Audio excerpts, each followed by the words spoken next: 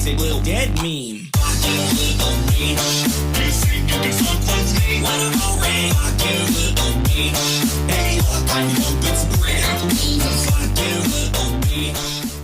Pull up. Look at what I got. Look what I got. I got a little card. Look. You got a card? What is that? Card. Is that a fucking Digimon again? Is that Digimon? Yeah. Digimon. What is going on with Digimon? Because look, okay, so I was watching some guy. I forgot, he's some professor guy that talks about MTG, and he was talking about all these people jumping ship from MTG and playing Digimon. I was like, what the hell's going on? Is Digimon always been an extremely popular card game, or is it just became a trend because people are like pissed off at MTG? What happens is that in Japan, Digimon never stopped being popular. That's crazy. Never stopped. They just kept being popular over there. That is inconceivable to me. It never stopped being popular. In Japan, it never stopped. On a global scale, obviously, Pokemon started raw dogging them. Right, but in Japan, it just never stopped being popular. The show kept going season after season after season after season. And what happened is they recently, in 2020, they made a card game. The Magic, and it's what happens is, unlike Magic 2020? and Yu-Gi-Oh, yeah, they remade a card game. Yeah, it's a young card game actually. Wow. Okay. Well, because remember they had the one we were kids. Remember the old one we were younger. They had the one that no one played. Sure. And literally no one played it. It fell apart. And what happened is, again, later on, they were like, let's just make a new card game. So they made the new card game. And what happens is it uses a different sort of like play system. Like, you know how Magic, you have like the mana, right? And in Pokemon, you have the energies and stuff like that. Yeah. For Digimon, there's this shared board of something called memory, where every time you use memory, you go up and down, affecting how much the next player will have.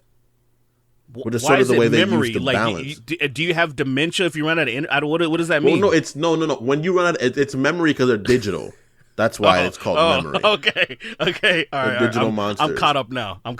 They are digital monsters. Stupid Digimon. Why are they called fucking monsters? Like there's that angel chick that you want to pipe, and then you have like a dark magician. Like, why are those monsters? Those aren't monsters. That's a Yu-Gi-Oh thing, in fairness, because they're called dual monsters, and there's some of those who are fucking just objectively just hot women in cosplay. It's that's right. That's the same right. with Pokemon. I'm Pokemon are called pocket over. monsters, and those are animals for the most part, most of the time. Well, so the Digimon game is very well balanced. That's so. I hate this. I hate that this is even a real thing still. Like, I don't. Very well made game. Bro. Digimon is so phenomenally 2002 that I don't. Absolutely. I struggle to imagine. But the popularity of the game is growing, bro. Slowly but steadily, bro. It's really picking up. And you're the cause of it. Stop it. I like it. It's fun. Stop it. Stop what? Stop enjoying life? Stop enjoying. No. Just stop enjoying things that should have died decades ago. I still like superheroes, man. I'm sorry. Y'all can't stop me. I'm fine with the potential. Everybody wanted to see superheroes on the silver screen or whatever they call it. They wanted to see the big ass screen, and then we saw it's been experimented cool. Card games, specific card games. It's like, first of all, I remember when people were trying to play Pokemon cards with me. And I told them to piss off. This shit sucks. It's so boring because the Game Boy games are out. And I'm just like, stop. I don't, because I hung out with some people that were actually trying to play, particularly like my brother. He was already playing MTG. He was playing Marjorie Taylor Greene, and I'm just like, bro, hey man, you're a little too young for her. Dude, bro, the Pokemon card game is insane. Group. Like the Pokemon card game is insane. Like I still do you remember the Dragon Ball Z trading cards? Do you remember those? I had so many of them, and there was a game for it. And I remember looking at the rules, trying to figure out what the fuck it is, and then I think I spent maybe 3 minutes on it. And I was like, I'm not doing this. I'm not learning to play this. This is so stupid. I have to be autistic then. I have to be an autistic. I had to have been a very autistic little kid because whenever I liked something, I would just learn about it. That's how I was my whole.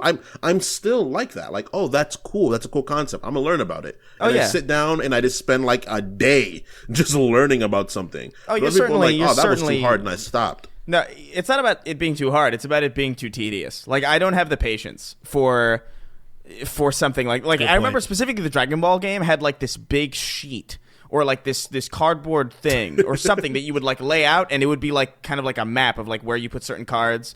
And I remember thinking like, why the fuck would I play this when I can play Budokai? Like, why the fuck would I even entertain this? Why would I play a card game when I can play a fucking like a great trilogy of games and just watch the show? Like, there's no fucking reason. I feel you. That's why, for me with Pokemon, when I learned how to play Pokemon, I was a little older. I was because I had Pokemon cards when I was like 4 or 5. Yeah, but that was collecting. I learned how to play when I was like 11. 11, I learned how to play, and the rules were fairly. They were like I played Yu-Gi-Oh, and Yu-Gi-Oh, though the show and the card game were different, it was sort of similar. You know, like. You play a monster, you put a trap card down, you kind of put them face down. You can play a magic card normally. There's continuous magic cards and there's field spells. And I was like, all right, I kind of get this. But then I remember when I played Pokemon, I was like, what is this like the battles at all? Like, there's nothing like the battles. Yeah, it was pretty stupid. So I just tried it and I got it. It was pretty stupid. It was probably one of the weakest card games I've ever even seen too. I learned how to play the Pokemon card game in one session, and I'm like, this is stupid. This is boring. It's crazy. It's still well. The thing is that people don't really play Pokemon anymore, but the cards are worth money. That's the thing. The cards I'm pissed off because when I was a kid, I was hustling, slinging cards, and then at one point, there were so many kids stealing Pokemon cards because they're pieces of shit. That our schools started banning from having Pokemon cards at all, just to be like, so these dumbass kids wouldn't get their cards lifted. So at that point, I was like, all right, I'm just going to sell all my cards, and because I can't even bring them to school anyway, because all we did was trade. And so I sold all of them back in the day, and I just went, I'm like, fuck, I wish I could just go back in time and slap myself. Like, you little fucking bitch ass. Just all of those cards. Our friend Joe, he made a bunch of bans on selling his new Pokemon cards. Because I remember Logan Paul and them, they fucked up the infrastructure. Because everybody and their mama started wanting old Pokemon cards. So it fucked up the infrastructure. Logan Paul being a YouTuber who can just... Unfortunately, the jobs we have, we can just, like, I bought my Digimon cards and I'm writing them all off. Like, I'm gonna stream Digimon one day, and all that money I spent on Digimon cards flash them on the screen, gone. And then there you go. That's tax write off. That means I might even get money back. But like him being a bigger content creator, he was buying like Charizards and like the Black Lotuses from freaking Magic the Gathering. So it fucked up the price of everything. So Joe had a first edition set of all of the starters. And like the Charizard with a bunch of money, then there was like the Venusaur, the Mewtwo, the Alakazam, and he made like a few $1,000s. Our friend Joe, that's when crazy. he went to Frankenstein's and he sold them, he made like a few $1,000s. I still have somewhere in my attic at home. I don't know which box it's in. There's so many boxes in my parents' place. It's insane. It's like where everybody goes. Like our entire family history is in that house, basically. So it's just like a ton of boxes. Bunch of stuff mixed in. I still have my binder, like that card binder where you would slot cards in. I still have all 150 original cards and some and probably many duplicates in that binder still. Haven't been touched. I never played the card games at all. Still in there. And I don't know where the fuck it is. That's money you got there, man. And it's infuriating. You're just sitting on money. Because every time I go back... The whole first set is worth a lot, man. No, you gotta take 24 hours and just dump that fucking place out. Yeah. You gotta do it. That's the only way. That's the only way. It's so daunting. I don't think you understand. My parents' house has 2 attics. And they're both full. There's one over your house, your side, and then there's another over the other side of the house, right? Yeah, there's 2 attics. It's a really fucking confusing house. And... both of them are stacked, like full. Like there's no room to move around in there. There's like nails popping in from the roof, like jutting out the ceiling. If you walk too far, you'll rip your head open. If you stand up real quick, you're dead. You're a dead person. But I don't know, man. I'll get to it eventually. But that's anyway, money, man. For sure. But yeah, man, trading cards are blowing up again, bro. Because because now what happens is we have online stuff again, just like the way D&D blew up. Trading card blew up because all you have to do is have like your webcam and then something to show like your desk where you're playing, and you just play card games with anybody all across the world. Yeah, I guess. So, it's insane, but it's viable, bro. I don't know, man. Fuck all that shit. It's fucking weird. I don't like it. Anyway, welcome to the Snark Tank Podcast. Shit's fun as fuck. We honestly we were looking into like what we should talk about today, and there's not much. Although I'm sure tomorrow, the President Biden will unveil that I've been a mushroom this entire time. Some bullshit's gonna happen tomorrow that I'm sure is gonna make this statement age very poorly. But we got a couple things to get through, and I think we might just like kind of let the questions lead the conversation this time. Also, before we forget to mention, we are doing extra episodes every week now over on patreon.com/SnarkTank. Those are exclusive. Those will not be free, generally speaking. I think there's one that's going to be free because it's a Kanye one, and we just want to get that out. But generally speaking, those are exclusive, so come check us out over there. In the meantime, EDP's back, caught yet again. I don't know how this keeps happening to people. You'd assume. So I think the story is like he was in so a bunch of people kind of tagged him in a group chat to troll him, right? And so they were just sending memes and just nonsense.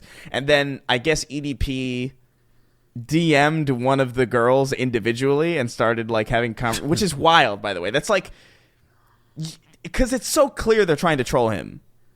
It's so clear. So for him to fall for it is just so astounding. Like, I don't know how you have self-preservation skills that low, but some people aren't livers, man. Some people are just dyers.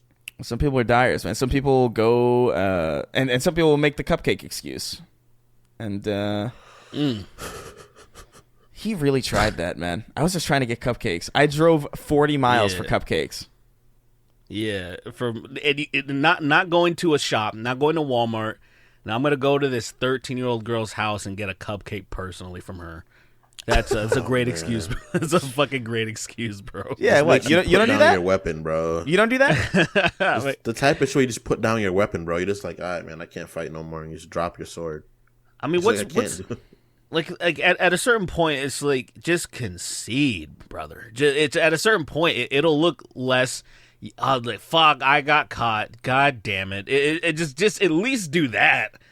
And I just what the craziest thing about this,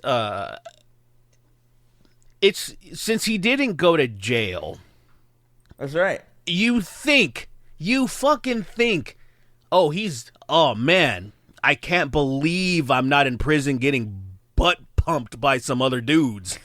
I'm going to lay low forever now. Like I dodged a fucking nuke, and I'm gonna chill. And now we're here. Yeah, you'd really think that would. It's wild how people just don't learn. That is wild, isn't it? That you could be in a situation. That should be a toss across. That you could be in a situation like that, right? That could happen to you, justifiably, by the way. And you get away with it.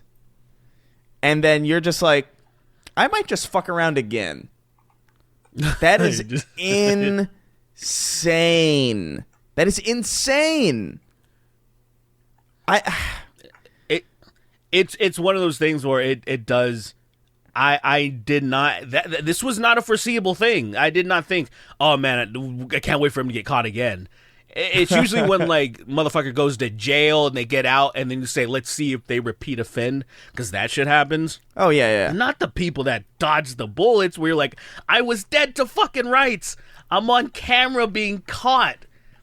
And then, which is still kind of crazy to me that the way, I don't understand the justice system at all. I really don't. I'm learning so much stuff that, because it just in my head, I'm thinking, well, how do you not, like, cops, the evidence, here's stuff. He was gonna try, he was gonna do it. He was gonna do it. If it was a real fucking situation, he would have banged a little girl, And so it's like, isn't that the attempt? I don't get it. I don't understand. It is really. You assume that'd be enough, you know. It is really fucking confusing to me that, like, because I remember hearing a long time ago people had a huge problem with Chris Hansen, right?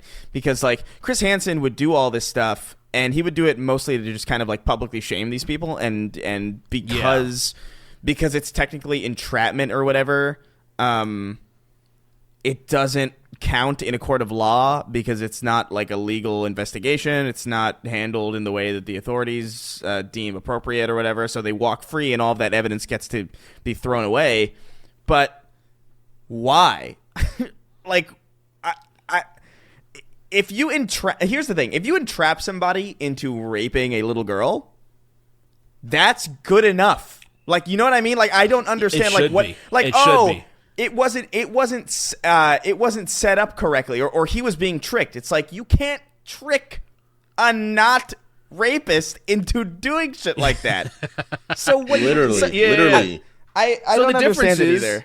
I don't get it. So the difference really is who's doing the entrapment. That's it. That's really all that matters. Well, the idea of, in law in general, what happens is whenever hands that are not certified, air quote certified, to get involved with a case, touch the case, it fucks up the case. Because what happens is at that moment now they can always pledge what is it called, misconduct or some shit like that. But they can always, like, when you're not law enforcement, you should not get involved in law cases because it'll automatically make it seem less viable. I don't know, man. To me, it's just like, front of the court. You know what this reminds me of? It reminds me of that guy. Did you ever hear this story about the guy who was like convicted of murder and he like didn't do it, and like they had him on death row, and it was in California actually, and the only reason that they proved his innocence is because by some miracle they found out that he was in the background of an episode of Curb Your Enthusiasm at a Dodgers game at the time of the murder. That's how he got. That's how he got. He was on death row. Like, everybody was like, he did it, no doubt. You know, there was just so much evidence that that pointed to him, and then there he is in the, like, Larry David walking by him, like on an episode of Curb Your Enthusiasm. That's a fascinating documentary I need to watch. It's fucking crazy. There is nothing worse than that. There's nothing, for me, nothing makes me, so my thing is this, right? This is my one trigger. This is my one true, like, for real trigger. It sets me off. When I am told I did something I did not do, nothing sets me off more than that. Oh, yeah, it's infuriating. Like, don't blame me for shit I didn't do. That fucking turns me nuclear. Oh, agreed, man. Agreed. Because it's like, you can't be more innocent than innocent. You know, especially if you're not known for doing something, man. Like, for example, I'm a very, I don't give a fuck about other people's stuff, for example. So if I was ever accused of stealing people's shit, it's so appalling to me because I'm like, I don't care about your shit. I have my stuff. This is my stuff. I don't care about taking other people's shit. And then I've been twice, and it was it was like family shit. And I'm like, what? I was like, you've lived with me. You've known me your entire life. When have I been caught stealing anytime ever? Yeah, ever. Like, I was like, why the fuck would you accuse me of anything? You're just that good, you devil. Like, that shit irks me, bro. That is like one of the few times where people will see me like lose my goofy attitude, and I'll get like rude. I'll get like rude and angry when someone blames me for things I didn't do. So, like, imagine you get blamed for a crime you didn't do. Now you are taken out of society and put into a fucking, a fucking kennel for people that are about to die, pretty much. That's why I'm so glad you're that getting blamed for that. I'm so glad that I look very unique. Like, I have stupid tattoos and big-ass holes in my ears and shit. So it's very hard to blame something on me. Thankfully, because me too. I agree. It's like, okay, what the fuck? It's obviously not me. They did not describe any of this shit. So I have that going for me. But I think about, say, for example, I'm not a type of person that calls. I've called the cops one time in my entire life. And I normally don't even care about pressing charges. But since this guy tried to mug me, you know, he tried to, what was it? It was just a few days before I was leaving to Greece. And then this guy, I don't know if I told this story, but long story short, this guy, he asked for a lighter. I go up to my truck and give him a lighter.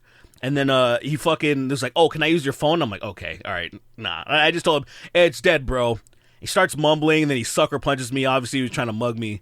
And then it didn't happen. He failed. And I was so fucking like vengeful that I'm like, all right, fuck this guy. I'm calling the cops for the first time in my life. I'm pressing charges. I want this guy. I was so fucking mad because, first of all, I don't remember exactly what he looks like because honestly, he dressed like the stereotypical SoCal cholo. So what does that mean?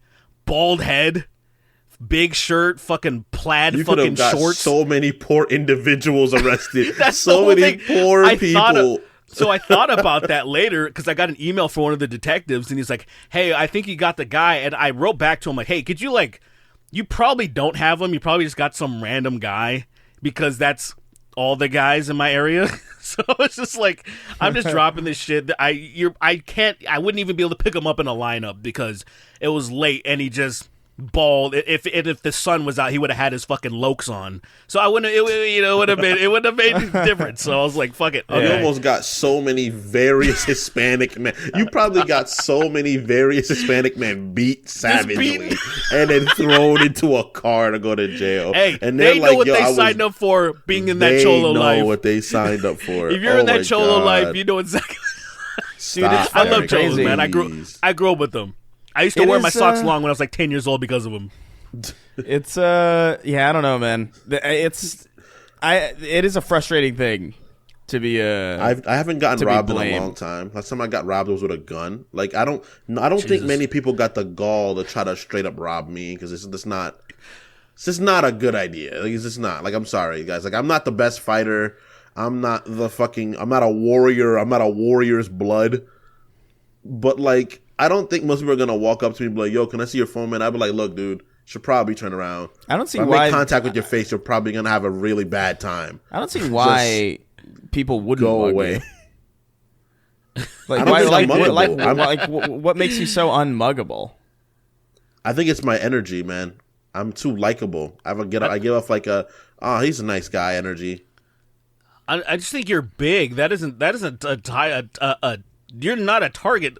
Why would somebody you're taller than I think most people on average? So why would somebody want to mug you? People want to fight me. That's the thing. People that want to play tough always want to fight me, and I'm like, "Yo, what are you on right now? Like, go away. Like, get out of here. Like, that's a fucking. I'm playing Digimon. Let me chill. Go away." So you said you had a gun pulled on you? You said you were in New York. Was that the only time? I told a story in the city. I was younger though. I was much younger. I was like maybe like 18 or 19. I had just finished visiting one of our friends in New York, and I was coming home, and some guy mugged me and gave me enough money to get back on the train and just get back home. Oh, what a nice fucking thing. He had a soul, so I was mad because I was like, he's probably doing this because he needs to do this. Yeah. Like no one would give you back money. No one would give you back money unless they need get yourself home they're safe, taking kid. What they need. So he gave me money to come back, and all this. He gives you enough money, but he still shoots you. he still shoots me. It's for the gang. I have to shoot somebody. It's for the gang. I have to be missing a bullet, and I don't want to shoot into the air because I might get a random person. If I hit a kid, So I'm gonna have to shoot you, man. Just let me see. Give me like part of your thigh. I'll make sure it grazes you. It just grazes. That's insane. He's on negotiating. What a fucking graceful. What a graceful. Like by the end of the encounter, you're like, yo, I kind of think that guy's cool, man. Like I know he robbed me and shit, but like kind of shot you. He's pretty dope. I appreciate how much that do you guy. get back? I got you, man. 1 second, let me count it out. Yeah, man. It's how much? So you're something to eat? There you go, man. you get back. You go home safe, all right? Have a good one. That's New York for you. I'm cool with that. You ever had a gun pulled on you, Chris? No. I've seen a gun. Not yet. I've seen a gun and I've left. I don't have very good eyes, but I got a good eye for threats, and I've fortunately been I've been good at avoiding altercation. I've been in at least a handful of bars in my life where I've seen a gun, and I'm like, all right, I'm leaving. All right, I'm gonna go. I'm gonna go to a different bar. It's unnecessary. That's that inner city. That's growing up in inner cities, man. When you grow up in inner cities, man, you got that sense instantly. Like, oh, someone's getting a little too loud. There's 8 people over there. That's one guy. But the volume of his voice has too much confidence in it. He's got a weapon. Let's go. Yeah, you can tell. It's funny how you can tell by the way people just speak, like whether or not they're like, because most of the time you don't see this, like most of the time this isn't really something that's even remotely a threat. Like I've been in countless bars at this point, several times, and very like maybe like 1% of the time there's like something. There's something genuinely dangerous that you're like, all right. And even if you leave, it's not like anything really crazy happens after you leave or anything. But I've fortunately avoided most. But I also never dressed like someone. I guess no one's ever mugged me because I don't look like a person who has anything. Like generally speaking, like most of my life, I was always like, all right, I guess I'll just wear these jeans and this shirt, this T-shirt, and it's just like he doesn't have anything, which is hilarious because I was actually I was definitely on multiple occasions. I was definitely the only person on the street with too much money. Like too much money on me because I used to you guys used to pay in Glendale. Yeah, because when we lived in Glendale, they used to pay me in cash. I would never get cash anymore because I was being paid online exclusively. Like no one would give me money. So all of my cash was from my roommates giving me the rent so that I could pay with my account. And so I would walk around with like $6,000 like just in my fucking wallet. Often. Don't say God, that. He used to I used to do that. Nobody somebody sees you and someone wants to rob you now. Once upon a time, he doesn't have that kind of money on him anymore. Can tell you what, if you can figure out how to break the space-time continuum, go back in time and rob me in March of 2017, then you're in a good spot. By one of your fans. You're in a good spot. Fans robs you. That would be amazing. Yo, I love you, Sween. Empty your fucking pockets, bro. Empty your shit, dude. Give me my $3 that I contributed to Snark Day. No, I think I don't know. I think smart, can you imagine someone mugging you for that for a refund? A refund? This week's content was dog shit. This podcast sucks now. I want all of my fucking $45 I've given you on Patreon back. Hand it over right now or I'll fucking shoot. That Snark Tank hoodie got ruined in the wash. I want $25.99 exactly. Exactly. No, I think I don't want 26. Can I Venmo you? Can you imagine Venmo robbing people? Venmo me $1,000 right now. Hey yo, Venmo me. Hey, what do you mean? You open the app and then the fucking gun comes out of your screen? Hey yo, Venmo me. Hey yo, Venmo me. So you put a gun to someone's head. You tell them your Venmo. You Venmo them, and then they transfer. They delete their account afterwards. I like it. That's so There's probably some shit like that actually does happen. No, but hey man, yeah, I've never. I don't carry that much money around anymore. Mainly because I just don't have. I just don't have that cash. Everything just goes directly to my account, so it's like whatever. I think I have like. I had cash. In all fairness, I have like. You gotta have a little bit of cash on you. I have like. Sometimes motherfuckers' machines break and shit. Yeah, I have like. True, but I just never have cash. I have like maybe like $40 to $50 on me at any. I think generally speaking. Yeah. I usually try to have a 20. I usually try to have $20 at very least. At least that'll get you at least that'll get you 3 individual Cheerios in this economy. $20. My wallet is. Yeah, I have receipts. I got receipts and shit. You just don't have cash in there at all? No money? I don't carry cash on me, and I'm not even like outrageously poor. I just don't have cash on me ever anymore. No, well, you don't need cash. Yeah, exactly. I don't need cash. I actually have close to $200 right now, only specifically because I'm gonna be buying some shit on OfferUp. That's the only reason. Look, I have my Disney things. I have this Disney. I have the thing for a comic book store. My freaking. Do you have your Social Security card? Show it to the camera. No, yeah. I actually don't have a copy of it. Oh, that's bad. What do you mean? I don't have a copy of it? I don't, but I have a real ID. You know the new ID things that you have. That kind of took care of all 3. Yeah, you sold your soul to the government. Sure. I mean, I did that as soon as I got a Social Security number. I did that, bro. Yeah, the second you're born. As soon as I was born in America, I did that. Literally. You know what's wild? It is illegal to commit suicide because you are because you're property. Because you are property. You're damaging property that belongs to someone else. Isn't that fucked up? That's pretty cool. That is insane. Cool. When I learned that's pretty cool. You lost all your fight. They beat the fight out of you. No. It is pretty cool. You just said that's pretty cool. It is pretty dope to be able to do that to someone. Imagine being able to just be like, you can't hurt yourself because you're damaging my property. It'd be so cool to own a person. You know what I mean? Like you're about to hang yourself, right? Your Angloid heritage is screaming loud through you, bro. You're about to hang yourself, and then fucking Biden catches you. Nah, son. No. You're about to hang yourself, and Biden comes. He grabs the rope with his 2 shaking hands and breaks it. And you're like, he breaks it. That's too much strength for a person to have. And then he's like, nah, man, you belong to me. You ain't black. He pinches it in half. He takes the rope, pinches it, and it comes apart. And as you're falling, he catches you. You're still suspended in air, but he catches you. He catches you like a father playing with his newborn son. Like under the armpits. Like, where do you think you're going, son? You've got taxes to pay for the rest of your life. 50, 60 years to live, son. You still got to be part of the system, boy. You still got to pay taxes. Now go and get a job that can't pay your rent.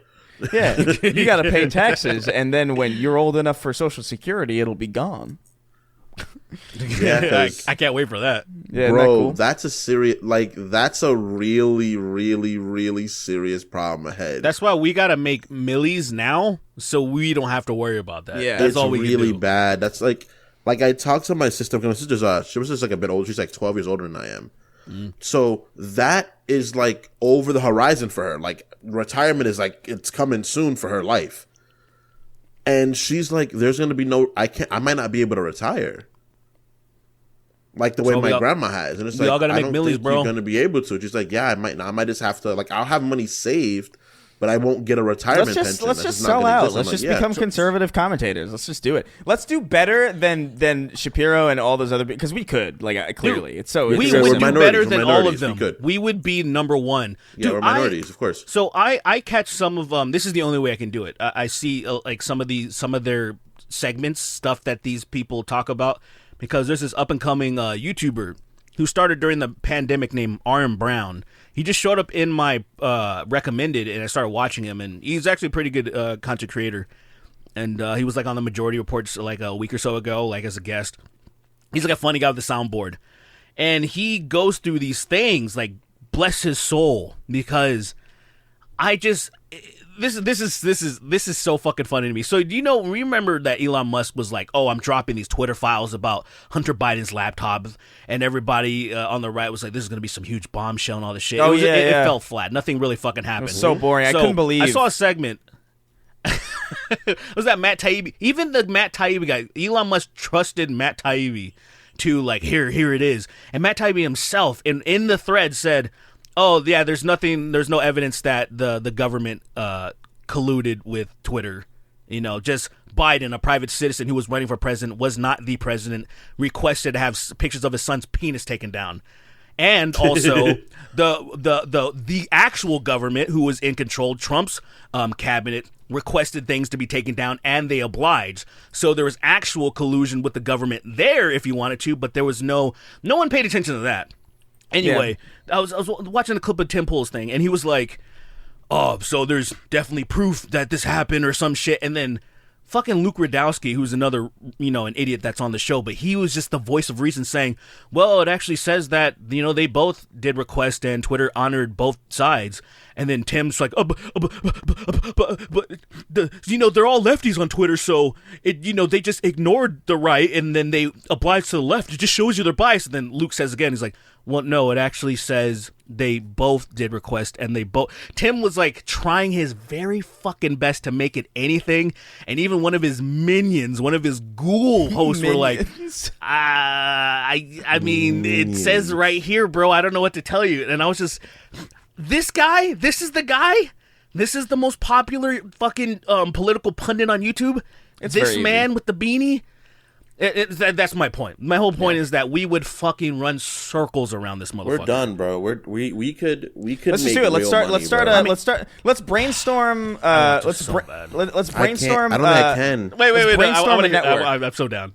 Let's brainstorm a network here. Like, what do we call it? Because like his is like Timcast IRL or whatever, and we'd be the con tank. No. The con tank. No. We'd be that would be like attached to this brand. Yeah. We would be What would we do then? Oh man, could we do Minority Report? Could we do that? Oh, that sounds amazing. Because there's a Majority Report. That's great. There's a Majority Report that's like a left-leaning thing. And right. Okay, right. Minority Report. But Minority Report is also a film. Yeah, but that's just a film. It's a film IP. Or Minorities Report. Minorities Report. Minority Report sounds fucking. And we could only have guests of color. No. That would come on here and say wild shit. Yeah, and if they're too white, if they're too white, we can we'll fuck with the contrast.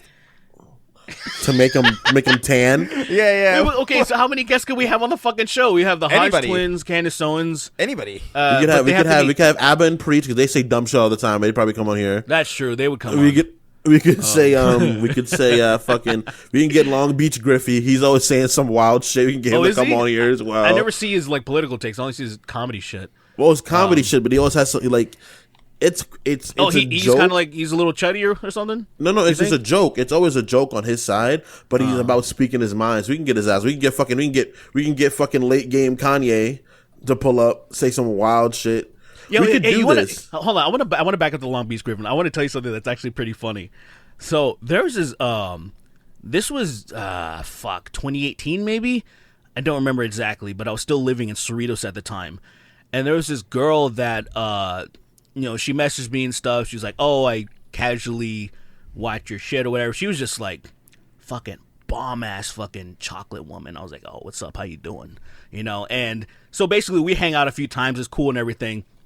But I fucking at one point she's on her phone and I see she's getting pinged, and it says fucking I forget whatever his first name is, and she's like, "Oh, I'm talking to Long Beach Griffin." It's Alphonse Griffin. That's it.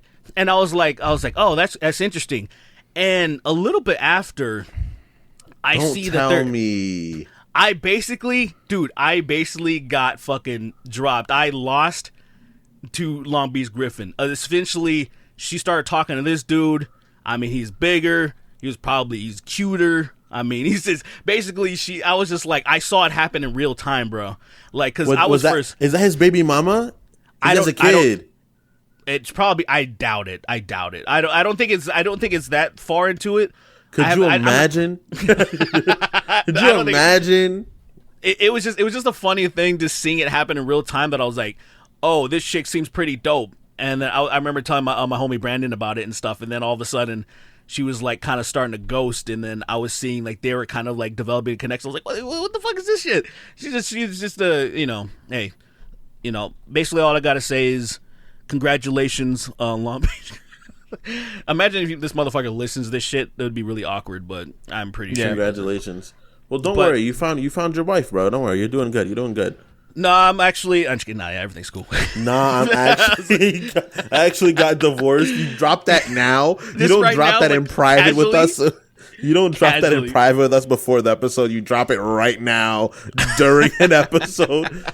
Actually, yeah, we split up. I'll be like, whoa, dude, that's crazy. I actually found out that she cheated on me every day since we got married. Dang, that's crazy. Since we got married, never before that though. Never before. It's only after marriage. Yeah, my life's like over. That sounds like women. That sounds about women. Shit. They don't love you until you give them everything. Once you give them everything, then they're like, I don't love them anymore. It's like, bitch, like once they feel like they got everything, it's time to move on. It's time to bigger and better things, right? Yeah, it's time to I'm a fucking ball player.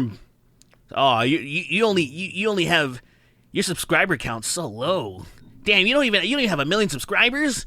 And then that's all it kind of happened. All right, it was my fault. I hid YouTube from her the entire time. She didn't even know. Fucking women, bro. She had no idea. All right, let's see. What else? Why, what Chris? else? What else? Why? Why what? Chris, why? Why? What do you mean? Who did what now? You just one of Chris's videos just went live, right? And it's literally, if you have any complaints about my choices of the best games in 2016, file your complaints to Tom Sweeney Inc. Why? Why would funny. I'm gonna open my DMs. I'm open my DMs just to see how many people yell at me. It's not gonna. It'll be like maybe like 3 hours of like tweets of new videos never really. No, it's just funny that it's like me. Like, if you have any problems with any of the things I said, talk to this guy. And it's I think like, I might. what? I think I might start tagging random people in That's these, funny. in I these think tier it is lists. funny. I'm gonna open my DMs just to harassing fucking deal with this and see what happens. The video's Should always have like them 50 open, bro. minutes, so it'll be a while before people have anything to say about it. But oh man, let's move. So we should touch on this only because it's sequential, and we've covered it a decent amount on the podcast the last 2 episodes, including the extra one. We're pretty focused on this. Kanye, I guess, went on this. He's continuing to do it. You know, he's off on the circuit. Nothing that he has said since the Alex Jones interview has been all that shocking. It's really difficult to top that because of just how surreal that entire exchange was. But he went on Gavin McInnes, I guess, and he had one line that I saw of him being like, Gavin McInnes was like, you know, Hitler has a pretty bad reputation, and he goes like, well, who do you think gave him that reputation? The Jews. And it's like, all right, well, that's outrageous, but I mean, it's you know, it's not Alex Jones. It's not him being like, it's not him timidly raising his hand being like, I like Hitler. You know, it's like, it's a different, it's not as strong anymore, and it's not that funny anymore. It was soft. It was very soft. That was the soft A. That He should have wasn't the built hard up R, to you it. know? Unfortunately, he blew his load on Alex Jones, and he really. Alex Jones is the mecca of crazy, so you can't. How are you gonna go on Gavin McInnes, the guy that what did he found the Proud Boys or whatever? Like, that's not nearly as reputable as anything Alex Jones has ever done. No, exactly. Like Alex Jones, Alex Jones is a culture in and of himself. Like he is the PewDiePie of Rush Limbaugh's. You know, like there is nobody more emblematic of that entire genre than he is. And to go from Lex Friedman to Tim, like Alex Jones should have been his last stop. Like he shouldn't have. Right. He blew his load way too early. That's how you finish it. That's the finale. Yeah, so he's continuing to do that, and you know, I guess I might as well ask this question since Nikki Ziggy wrote in, and it ties into this. Hey, Kingston, how much does it hurt to witness Kanye's falling? The man who made Graduation now saying he likes Nazis and Hitler and denying the Holocaust. It's got a sting, right? Like he's putting out a cigarette on your forehead, like he's giving you testicular torsion with how aggressively he's twisting your balls. Have a good one. Yeah, I mean. Well, this is hurtful because Ziggy is actually a friend of mine. So this hurts that you even asked this, Ziggs. Never going to Disney with you ever again. But it makes me want to cry. I actually did tear up more than once about it because it's just he just needs help. It's someone that needs help, and unfortunately, he's someone I've grown.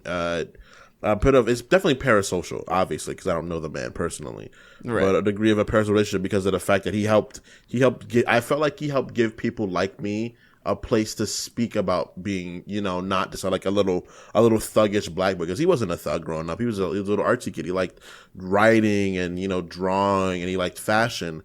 And for me, I wasn't fashion, but I liked writing. I liked, you know, things that weren't the most typical for like hood black kids that grew up in New York City. I was like more of a different, more outside kid, you know. So seeing him act like this, it really hurts. But it's also funny and paying my bills, so I got to make fun of it. So, you know, honor isn't a real thing. You know, look at me, man. I don't give a shit. Every podcast I've listened to that has talked about this subject, everyone has unanimously said the same thing, that there in infinite multiverses no one could have like Doctor Strange could not have perceived this timeline. Like it's so crazy that. Do you think that was one of the timeline, like when he was in Infinity War, when he was like doing the fucking like little thing, he saw this that was like a modicum of what he experienced. He was like he saw this timeline. His tracks. He was like, wait, what? This is what had to happen. This is what had to happen. Stupid. It had to happen this way. Yeah, for him to beat Thanos, this is how things went down. Yeah, I think I would have rather had Thanos. Actually, I think that I would would not have rather have Thanos. Why not? Because that's half the people gone. That's less. Yeah, but pussy roll the for dice. Me. Maybe you and all your loved ones are good. But no, I don't care about me or my loved ones. It's just less pussy. That's crazy.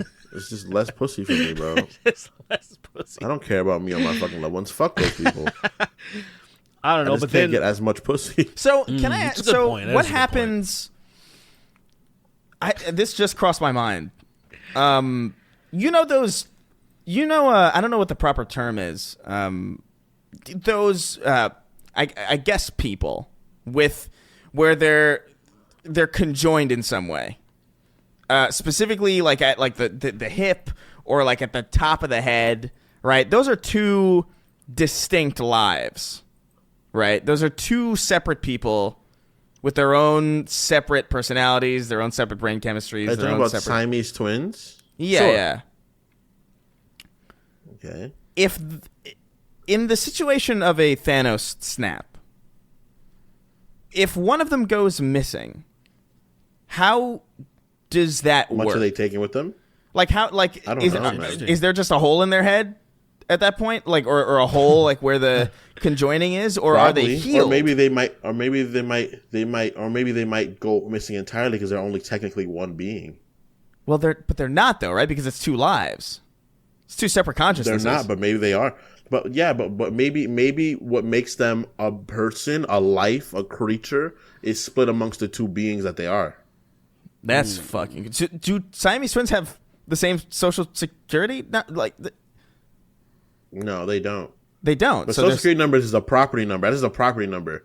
Right. We talked about this a little bit earlier. You belong to me. Yeah. What if one Siamese twin owned the other one? Damn, bro. I bought you, boy. I bought you, so when I kill you, I don't get any repercussions. Yeah. I'm going to take your half of the brain. Yeah, I don't know how that works. I guess we have to ask an actual, person who is conjoined with somebody or someone who knows somebody that will tell us. Because that's actually kind of an interesting question. Yeah. We'll imagine one half having a boyfriend. Another half isn't. Another half has to listen to them fucking the dude breaking out of the one apart, and she just have the covers over her.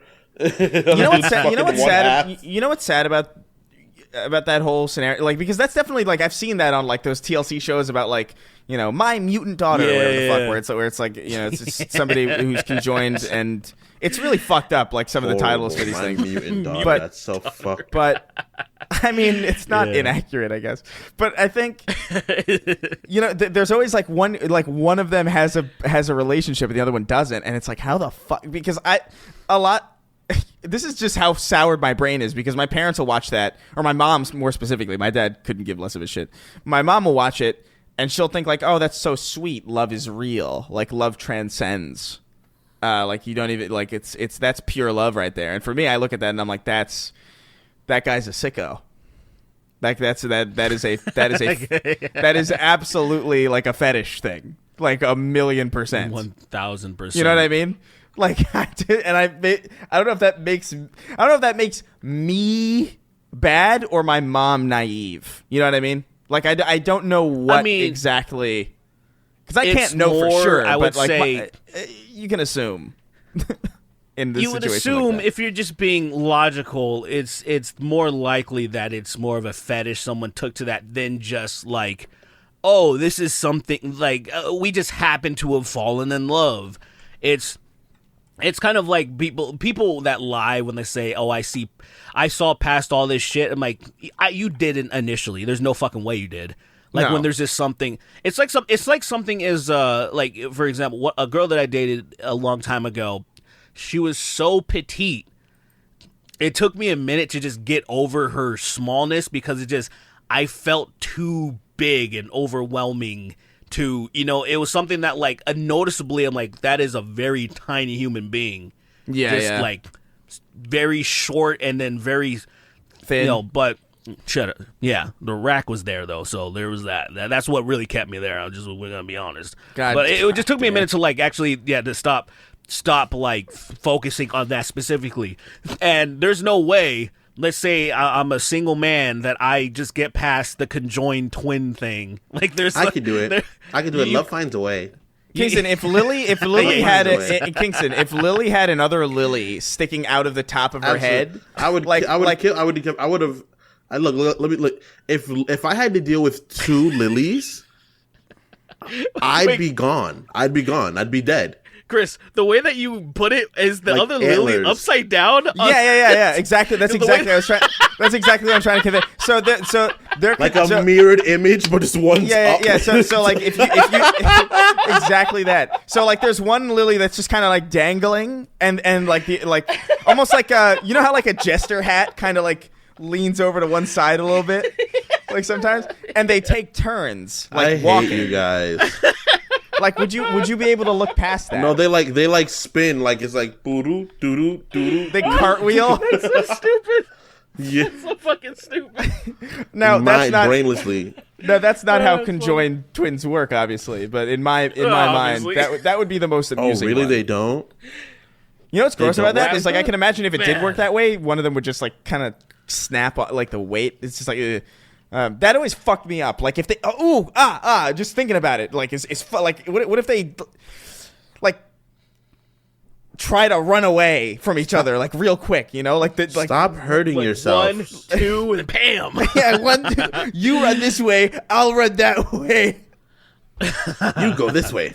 I'll go home. It's oh man. Anyway, fucking what were we talking? I don't even remember what we were talking. Anyway, Kanye, yeah, he's lost it. Kanye, somehow we got Kanye to conjoin twins. That's pretty cool. Yeah. Go that way. I'll go home. So that happened. I'm sure there's gonna be some fucking other thing. He's probably gonna announce his presidential running mate, and it's going to be like. He's going to dig they're gonna dig up Hitler's body from wherever the hell it's held, and they're gonna like Weekend at Bernie's it, and he's gonna be like he's gonna do the puppet voice that he did for the net, and he's gonna try and convince everybody that he's real and he's alive. Oh, what like if fucking Netanyahu?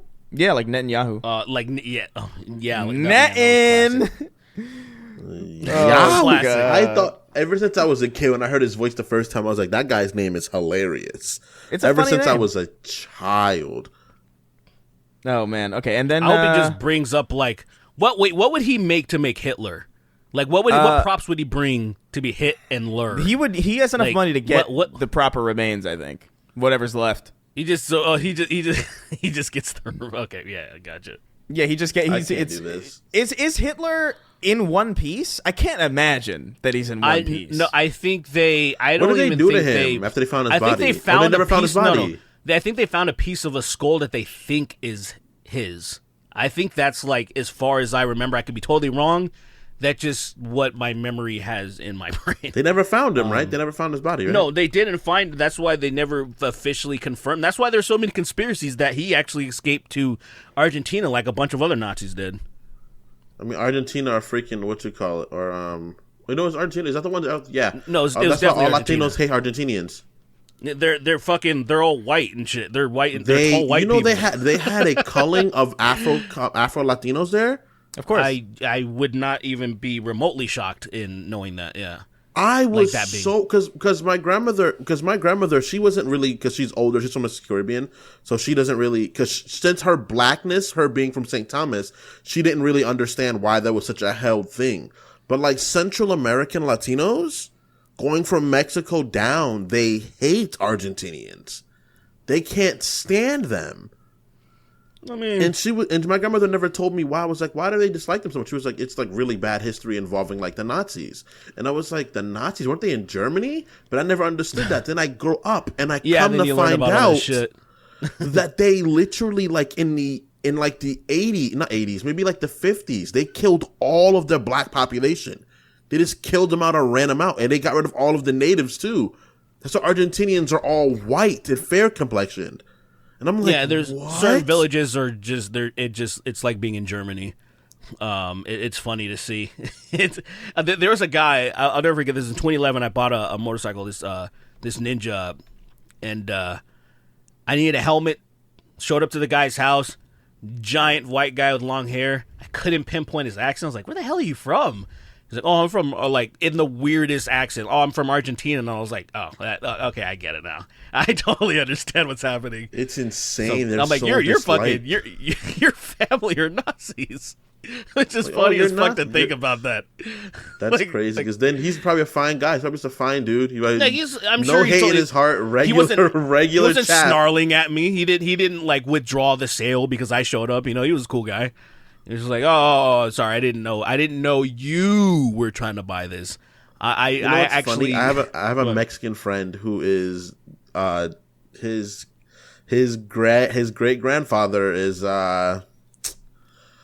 he served Ein Fjord, and he's like, he looks at pictures, he's like, yeah, that guy was not from Spain.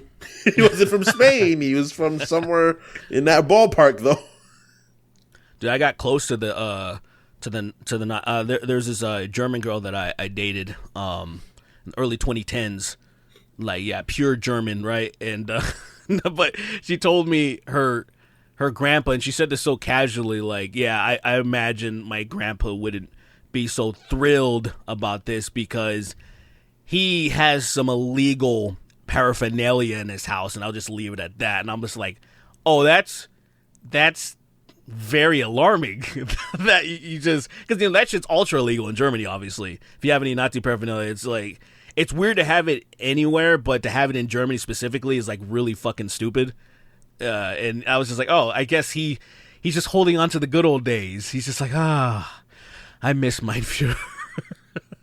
I don't know. He was probably a little kid when all that shit went down, but that was a very. I don't know weird why thing. Germany like I understand like that's not it's like America. We are the queens and kings of just covering up history. There's so much fucked history that's happened here that you don't even get taught. Even in like your advanced placement classes in high school, you don't get taught that shit because it's so hurtful. But I don't understand people because when you hide things, it can be thrown in your face. So I don't know why countries are so like, don't talk about the Holocaust, don't talk about the destruction of like Black Wall Street, don't talk about Juneteenth. It's like, why that happened? Well, I mean, but like in Germany, you can't openly talk about shit like that. You can't bring it up. I think there's memorials and a lot of other shit. I think it's more of the reason why they did it specifically is so that motherfuckers wouldn't try to rise up again. I think they were just trying specifically for that very reason. Everywhere else, like especially what happens over here, it's obvious what's going on. Anytime there's any type of history trying to be taught, a certain group, a certain party tries to suppress everything, and they know essentially because they can't control anything if fucking everybody's knowledgeable.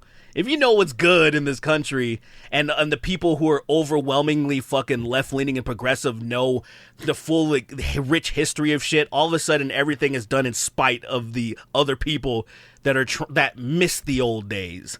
The Nick Fuentes who says, "Oh man, fucking Jim Crow was cool." Like, what are you talking about? That segregation, big fucking deal. You couldn't drink from a set. Like those motherfuckers. I was watching something on Twitter a few days ago, right? Where it was this guy being like, America was not built on the backs of black Americans, all right? This was built on the back of my ancestors. My ancestors came from Europe and did all this. And I was like, do you know the economic boom of America was created because of the slave trade and how much money was made from cotton on a global scale? And it's like, that's not true. That's false. And I'm like, bro, there's like a ton of documentation that proves the otherwise. And I just love the idea of people denying history because it's funny. It's so funny you're denying something that there's like tangible, like it's not even history before it's prehistoric where you don't have like writing of it. I would say it's impressive. At that level, it's impressive to not know like basic information like that. So I'm like, it is impressive to live in that small of a bubble. Given the internet and everything that's around you, I think that's pretty fucking impressive. Like it's horrible, but I mean, like it's kind of impressive though. It's kind of good. I love the idea of that. It's just interesting. I'm like, wow, you think this one? I don't even know how you could. I think you would just accidentally stumble upon that information. Dude must not have went to public school at least, because I mean, at least in public school, I think you knew that. If I remember correctly, I think you just. So. I would think so too. The hell you doing, Chris? You fucking you writing some lyrics? No, I'm I'm just getting some more questions then, because there are some questions that pertain somewhat to some of the stuff we already talked about. So I figured, yeah, how late are we in? Yeah, it's about an hour. It's about time. Everybody's I think it's time. How does it feel? How does it feel, Sweden? No. Kanye's dumb and stupid. Nah, we already got through that. Don't even fucking worry about that. God damn it. The quiet kid with the large backpack wrote in. He says, "Hello, nice. Jerry, George, and Kramer. With the success of Hamilton, what historical event would you adapt into a Broadway musical, and what genre of music will accompany it?" Oh, obviously the Holocaust. Obviously. Oh, all right. And we have Kanye West. It'd be Kanye West doing the Holocaust. And it would be it would be so bad. It would be like the Book of Mormon about the Holocaust with Kanye West. Oh my God! Stop it, please. They say it was 6 million Jews. I don't think so. Like you just like fucking. I don't know. We're doing 808s and Damn! I can't think of it. I was like, something almost. That kind of 808s and gas baths, bro. I was trying to think of something that rhymed with heartbreak, and I couldn't think of it. I failed. That's a hard rhyme. Like, on the spot. I think I don't know, man. That's a pretty good one. Although probably definitely a contested. 808s and gas tanks. I mean, that could work. I guess it could work. Exactly rhyme, but it's fine. It's not. It's close enough. Rhymes enough. It's passable. Absolutely, it's passable. Yeah. Oh, I would definitely do the Rape of Nanking, and it'd be like electronic music. The Rape of Nanking. And it'd be like Nanjing or Nanking for the Americans. Yeah. I like. I don't know, man. That's a good question. What historical event would you adapt into a Broadway musical? I feel like there's a lot of. Or the slave trade would be disco. Wouldn't that be fire? Because look, I'm just gonna say it. Disco, probably the best genre of music of all time. Disco that is fire. insane. Interesting. That is a fire. Wild. Disco that is fire. Very interesting that you say that. I am also very black. I realize I am very much so a black American, but I love disco. I love it. I think disco is one of the most. Go ahead. Yeah. Well, what do you consider disco? Like what? I consider disco pre off the wall Michael Jackson. So I'm talking about like 60s like Afro funk music into like the like maybe late like early. Like I feel like the last disco album ever for real was Off the Wall by Michael Jackson, and that was already going into pop music. I don't know. Don't really. I barely. It's like disco inspired, but I wouldn't just put it in the. I just think disco fucked a lot of people up, man. I think because the disco chords really is what really kind of fucked me up. The music sounded so happy and the fucking same, which was always American music was always so different. Really, it would always go these metamorphoses. But then you look at other countries' music, for example, the most popular genres, the basic beats are always the fucking same, and it is fascinating to me that is stood the test of time when you think about fucking let's think like reggaeton, for example. It's always sounded the same, or norteño Mexican music is almost, if you don't know those fucking bands, you don't know who's doing what, because it sounds so fucking similar. I can agree with that. After being exposed to a lot of like norteño music, I agree. It does all sound similar, and I think disco definitely had its the nature about disco people don't like is that how much noise it is. There's a lot of sound going on in disco. And what happened is that pop is disco, just that there moves a lot of chords and it's very simple 4/4. Opposed to disco have like a 4/4 beat with like a 3/2 beat under it. And you'll be like, what the fuck's going on? Like there's a lot of shit going on. But I like that because I like all the beats. It's easy to dance to at that moment. Because if you're dancing off beat, you're still dancing technically to a beat. Because 3 being kind of off. But that's what I like about it, because I like the sound, I like the vibe of it, you know. Like, I like the idea of going to a disco with a big ass fro, bell bottom pants on, a fucking suit, and like dance. Like, I love it. I love disco music. So like, the energy is fine. I think the energy. I mean, when you even think about like say disco inspired songs like September, right? There would be no September from Earth, Wind and Fire without disco.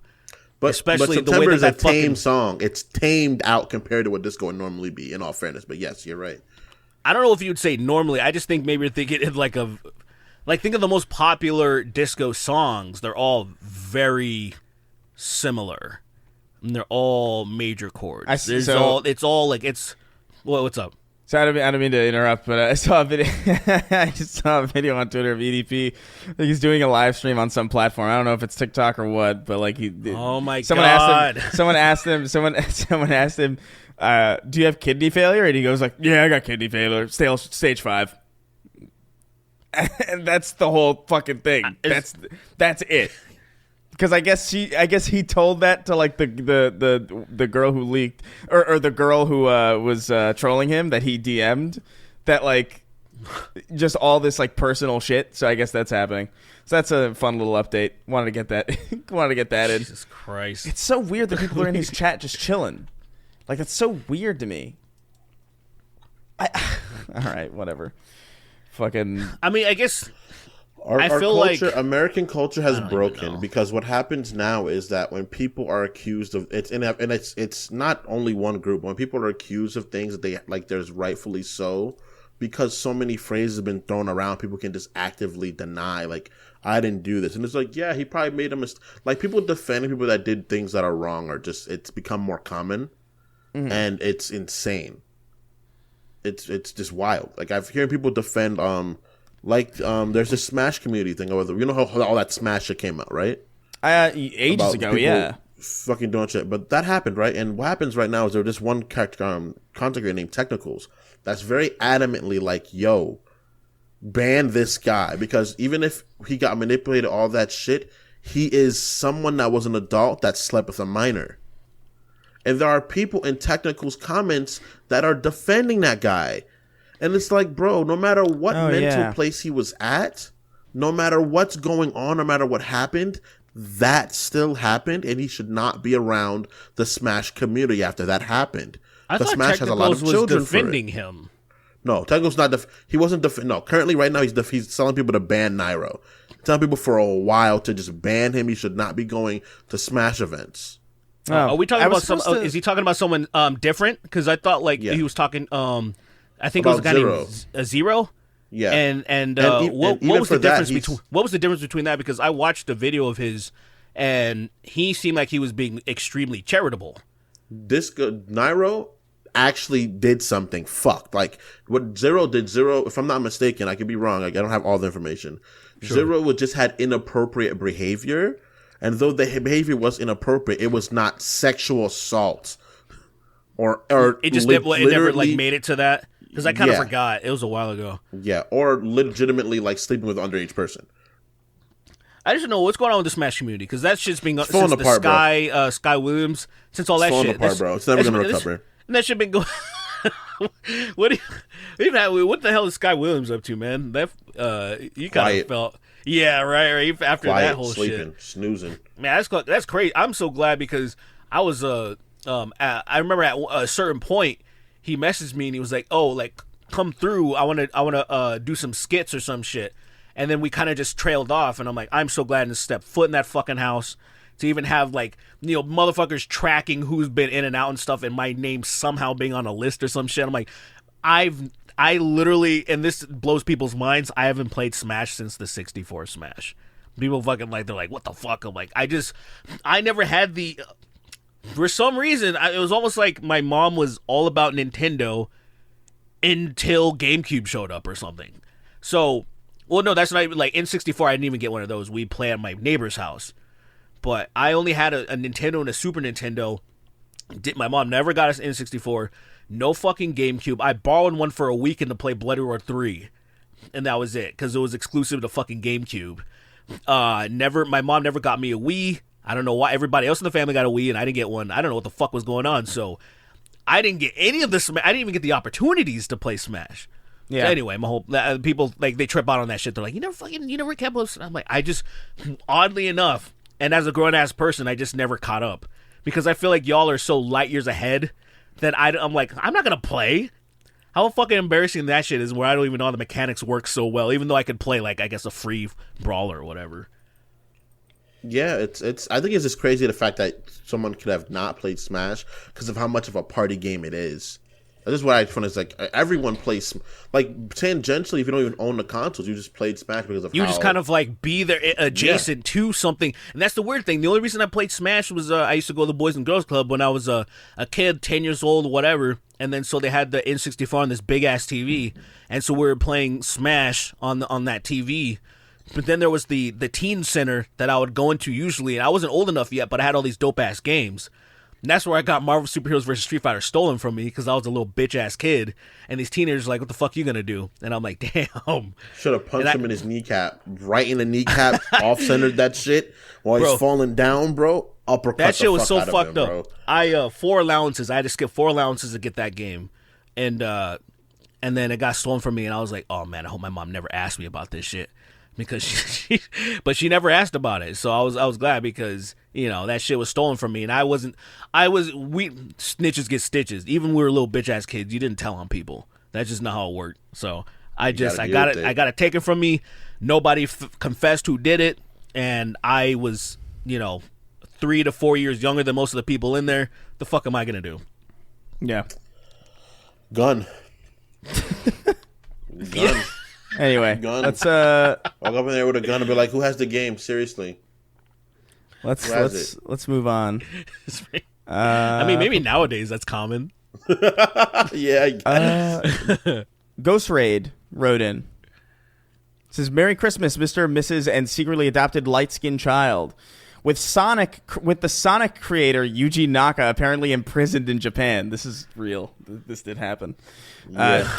I don't know why. So I think it was hold on, Yuji Naka jail. I can't remember why. We talked about it. It was on an episode of Sacred Symbols that I wasn't on because I was sick. Sonic creator arrested for using cheat code on the economy. So I think it was like insider trading or something. Yeah. Oh, so the creator of stupid. So with the Sonic creator Yuji Naka apparently imprisoned in Japan, do you think he is treated better or worse by his fellow inmates due to the fact that he made the blue blur? Maybe he was thrown into a prison of Nintendo fans, or he started a gang war between Sonic and Mario. If so, which gang do you think would be stronger? My money's on Sonic fans due to their dedication, especially if Chris Chan somehow gets involved. Happy New Year, and I hope Santa gives you a copy of Balan Wonderworld.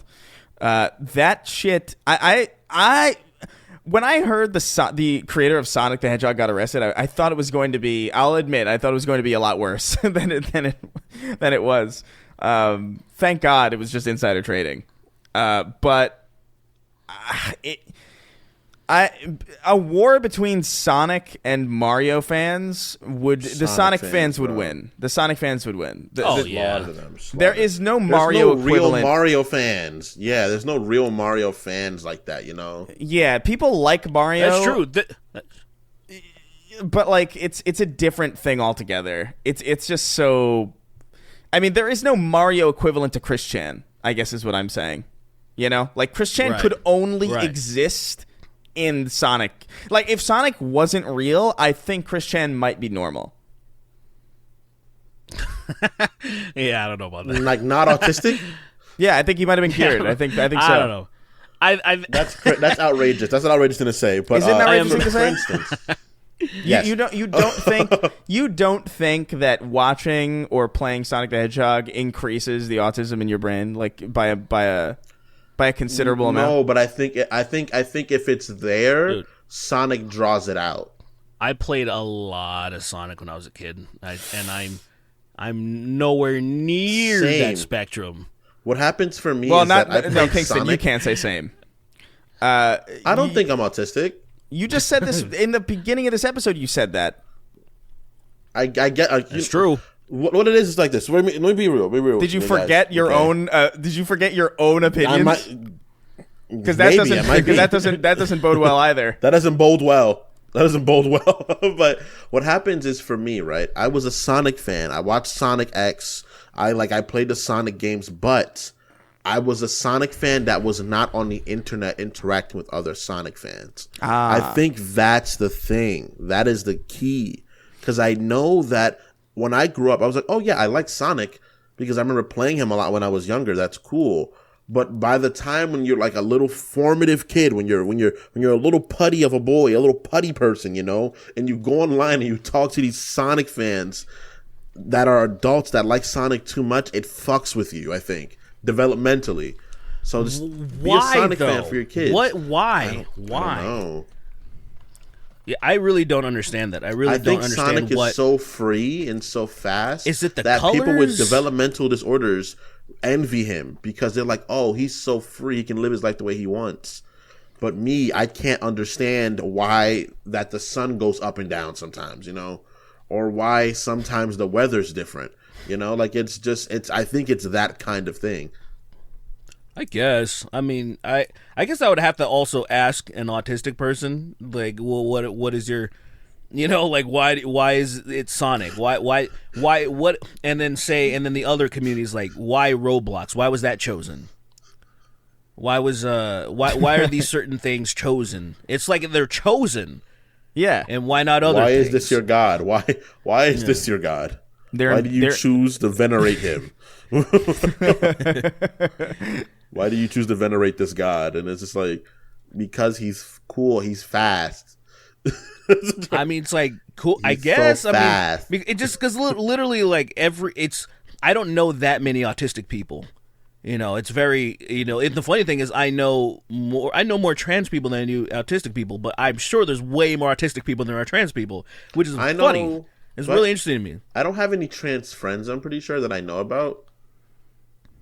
But I'm sure you just come across some on the internet or some shit. Oh, I interact with trans people on the internet, but I don't know them like. But like you don't know them personally friends. or anything like that. Yeah, it's just I just find it like interesting that. So, I guess my whole point is that in the very few autistic people I know, they all love Sonic, and I'm just like this annoys me statistically. It's not like it's like something that I would feel like should be a stereotype. It should be something that people say as like, this is kind of a derogative thing to say, like, you of course you like Sonic, kind of a thing. And then but it's just true, and I'm like, okay, all right, I accept it. I accept but it's been true. It's been true every time. They love him. They love Sonic, bro. Yeah, I guess I literally would have to just look it up to be like, what is the actual fascination? Like what you said makes sense, but I also want to hear from someone personally. So I gotta ask that motherfucker. What's his name? Fuck. Bo Blacks. There's a YouTuber that does Twitter stuff. Yeah, he does drama content, right? Reads tweets. Yeah, he just reads the tweets and he basically does way less what I do and makes way more views. And when I saw that I was like, damn, I got into the wrong fucking genre. I got into the wrong, like, if I would have just read drama tweets, that would have been so much better. But to be fair, dude, the commentary space is never gone. It's not going anywhere, bro. It just thrives and survives because it's just always shit to talk about, There is, and the problem is, and I also, because sometimes I tell like JoJo, I tell her, hey, look out for some stuff that I could maybe talk about. But the problem is, I'm not interested in drama per se, like about like just drama in general. It's so hard for me to get like, somebody just like, I love the Kanye arc because Kanye is an interesting person. But like, if the person isn't interesting, like there's a channel called The Right Opinion that makes these long form documentaries on people. Yeah. And I can't for the life of me figure out why anybody would want to watch 4 hours of Nikocado Avocado. Where I would say an hour is more than enough time, because I watch a channel called Biographics, and every video on average is 20-something to 30 minutes long on history's most interesting people. You know what I'm saying? Like, I can learn about... That channel's amazing, bro. Biographics is an amazing channel, right, dog. It's a fucking great channel. Amazing, and you learn about so much shit in, like, about 30 minutes.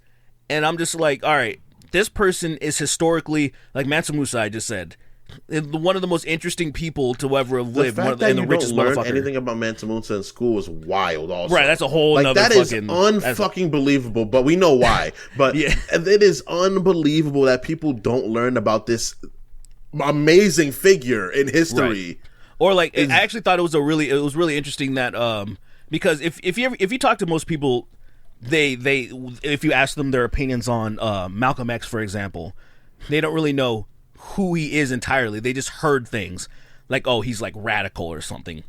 Oh, he's this or this or that. And usually, but it's so interesting, and I was glad that Biographics actually covered him in a way that I feel like most people don't know who the fuck Malcolm X truly was.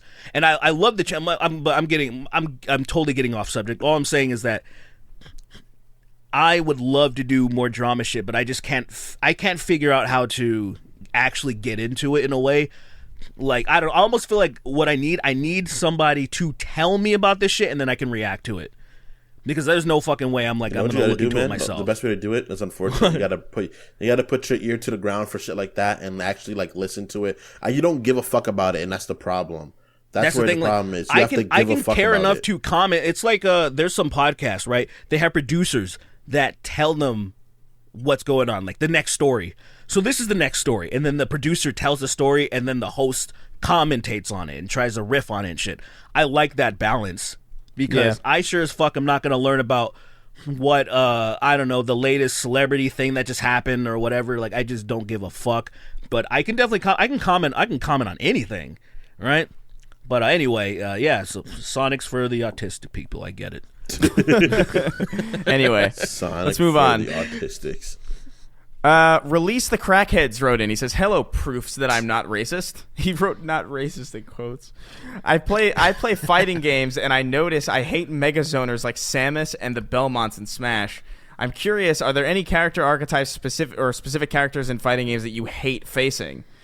If not, are there any types of common? I guess we probably have an answer for this. I know you constantly complain every time I play Snake. So that's definitely... Snake's bullshit. That's why he's a bullshit character. What's so bullshit about him? What does he do? The fact that Snake can put a bomb on you without you knowing is a bullshit character. The fact that there's barely any visual cues, like you don't know there's something on you. Aside from the flashing red light that goes off every second. Yeah, I guess you're right. That giant flashing red light in this game of Smash Bros, where flashing lights are, I don't know, like a part of the game, and naturally hey man, that's a skill issue. You can't see the bomb. You can't see the bomb. That's your problem. Also, you can pass the bomb in between. It's not that bad in one-on-ones, but in like group Smash when we're playing with a bunch of our friends, literally every time one person blows up, and we're like, "What the fuck? When did you put dynamite on us?" That happens while I'm hitting you. You put dynamite on me. Like, what type of shit is that? It's fun, man. It's awesome. I love it. I love Solid Snake in Smash Brothers. He's the fucking best. I don't even know why there were other characters in that game, to be honest with you. Like, that game should just... Solid Snakes. It should just be... Super Smash Brothers Ultimate, it should just be Solid Snakes over and over again. That's 72 Solid Snakes, dude.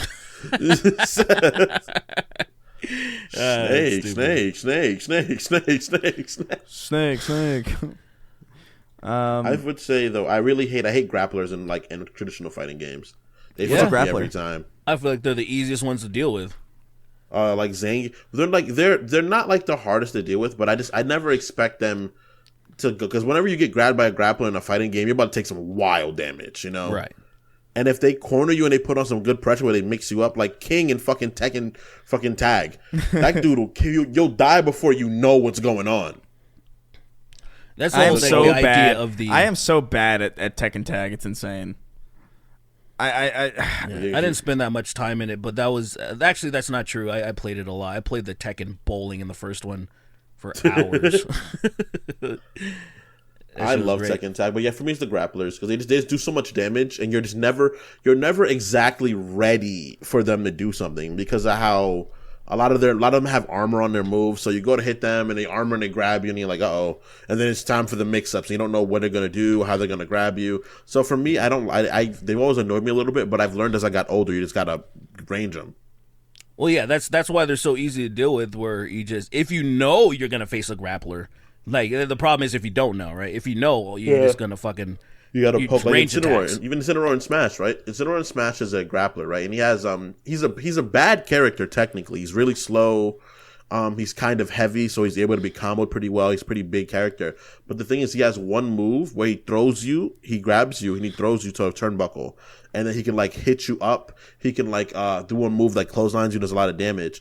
And the thing about him that makes him annoying is that he has this move where it comes out really quickly that's a counter. And it doesn't knock you away, but it strengthens his next move he does to you.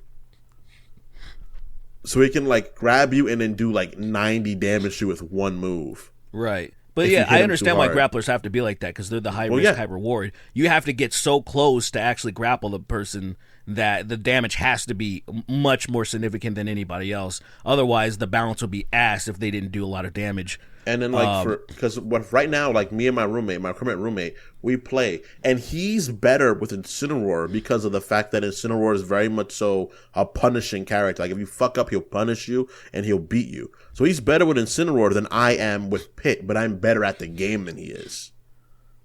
Yeah, that makes sense. So he beats me. So it sucks, because I lose to him, and I'm like, fuck, but then we play with other characters, and I win most of the time. Yeah. So it's annoying having him, like, this one character, you've matched this character, but not matched the game. Yeah, I don't have any problem with any specific type of character in any game. I only have problems with if you ever play the CPU, if you ever play the computer. Well, in arcade fighters, they break the rules a lot. They fucking that's the only problem, that they don't break the rules. They a lot. ignore fucking frame rates. They cheat like crazy. Like, the first time I noticed it was when I was a kid, and you would see, like, except charge characters. Charge characters are the fucking worst characters. To me, they're almost useless because of the charging that you have to do versus, say, the AI, the computer that does not have to actually do charge. So, for example, you're fighting fucking Guile, and you know you need a second to do a flash kick. They don't need the second. They immediately will just do it. Or look at the funniest one is Balrog. So you fight Balrog, and he just has his charge attacks where he just does that rush punch. He does it multiple times in a row without charging it. I'm like, this character would be phenomenal if I could actually do that. But when you use them in this way, he sucks ass. They suck. They fucking suck. Like, the charge fact that characters are a skill check. They're literally like a skill test. They're like, if you learn how to do, because the thing is that you have to always be charging.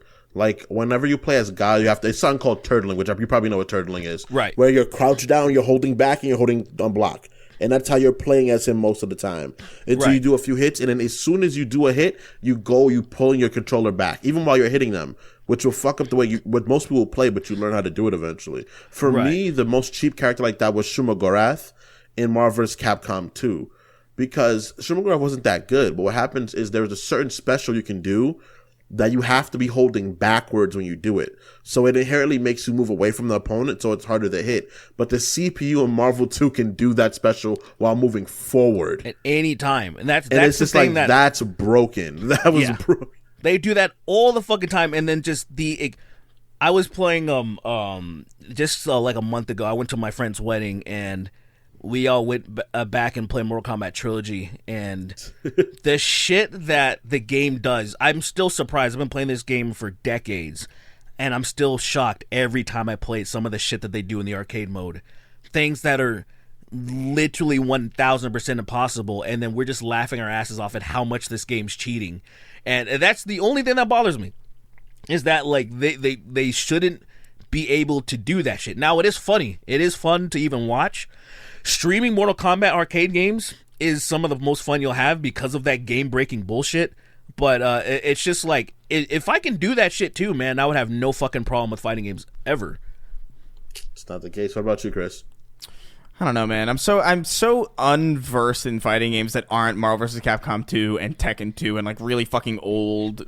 Like, I'm so out of it as far as, like, new fighting games go that I don't even know if what I feel is even accurate anymore. You know what I mean? It would be like, oh man, I hate. It would be like if I was, like, talking about first person shooters, and it's like, oh, what's your what's your least favorite mechanic in a first-person shooter? And I talked about like, oh man, I hate grenade jumping, and it's like that's not even a thing anymore. So I feel like that's ancient. Yeah, I feel like the thing that I really remember hating was going up against characters that were like difficult to read, and what I mean by that is like people like Voldo.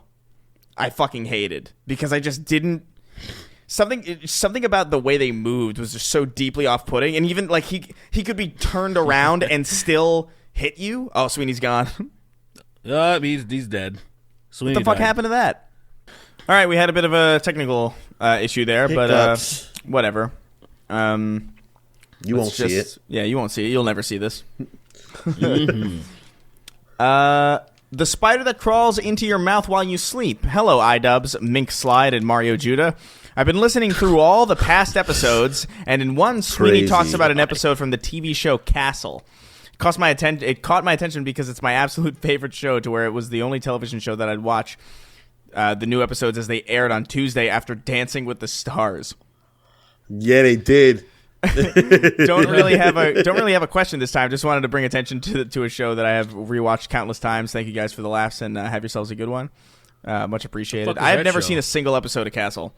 I've seen Castle is a show with Nathan Fillion in it. Yeah, it's a Nathan Fillion, like, I don't know if it's a sitcom. I don't think so. I think it's like a light drama. It's like an NCIS type show, I think, maybe. Yeah, it's like light drama. You can't take the castle from me. So it's not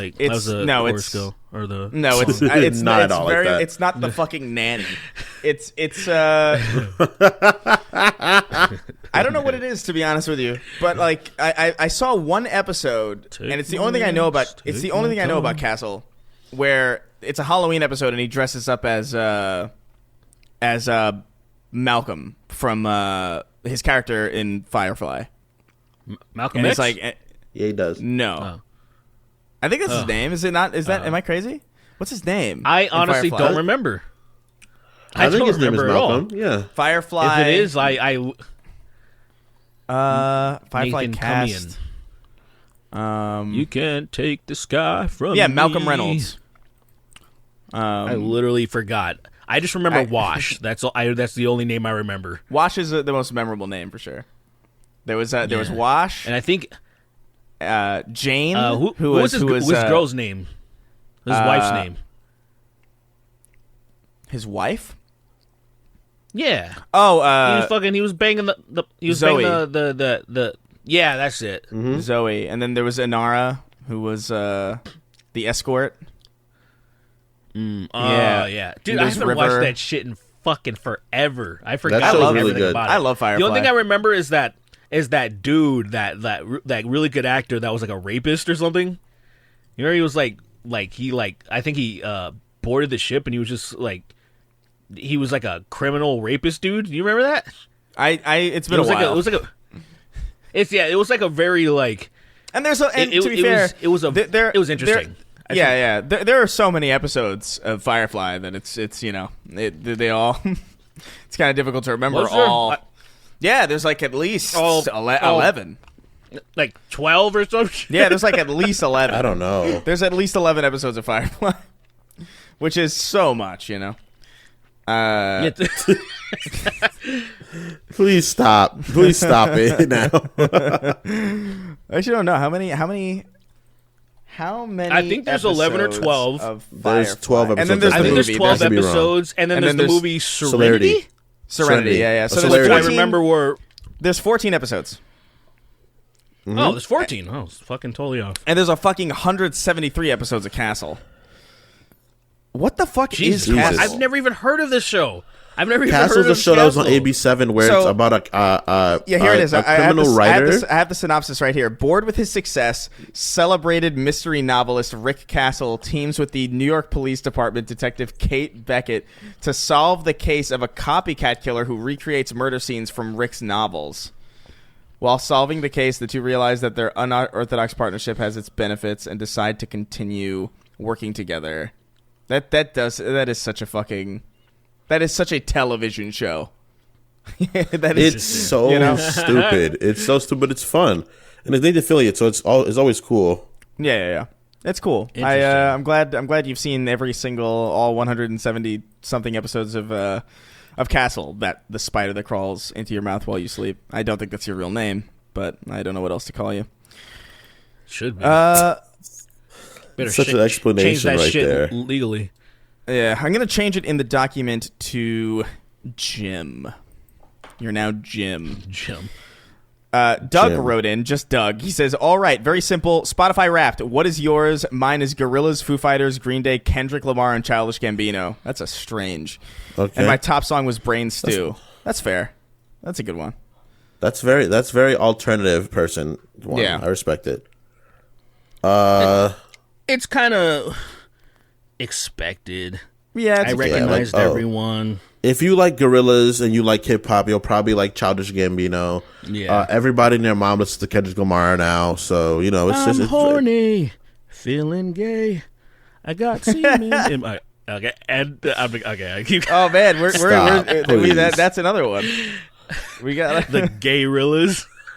The gay-rillas. Oh my god, I'd be down. We got no, that's disrespectful. I like them too much. What are you talking about? It's not even feeling gay. It can either be disrespectful or homo, gay, homo. It can be disrespectful or an homage. It's just how you perceive it. Okay, let me see my rap. Okay, what's my rap your raps? is Derek. Do you use Spotify? I use Spotify, but my problem is, so I'm kind of like, I'm weird with my own music to where I listen to my own tracks that I upload so many times to just make sure that it holds up and it's good, that my Spotify thing is a little bit unrealistic, where my own artistry will make it in my top, and I'm like, I don't listen to it in that way where I'm enjoying it like playlist and shit. I'll just autistically obsess over listening to it too many times. I fucking killed it, dude. Like, it's not even a lot of times. It's more of a decision that I'm like, oh my god, I want to delete this, but then it's already gathered a certain amount of listens till I don't want to start from scratch. It's more of that shit. I get all stupid about it, but my top artist, besides me being in there, which is like, I hate that it's even there. I should probably listen from a rogue account or something to do it that way, so it doesn't fuck up my shit. But anyway. Like, it's more of just like some singles that I listened to and obsessed over quite a bit. Like, there's a band that's been around for a long time and I've just dismissed them for a long time. They're called Spirit Box. And, just has this, chick, singer that fronts it. She screams every once in a while. But it's actually, they're fucking, I understand why they're so popular. I just took forever because I'm like, I'm sure they sound like every other stupid band, but they're actually really good. Good for you. So I was listening to a lot of Spirit Box, which I'd recommend, maybe not all of their songs, but like, there's like, they have some pretty, like, there's a song called Circle With Me that I think anyone would enjoy that song, just as like, she has a very good voice that's very hypnotic and stuff like that. Okay. But yeah, I wanted to pull up it specifically, but I have so much shit in my, because I see my own artist Wrapped right now, which is, it's not as good as I wanted it to be.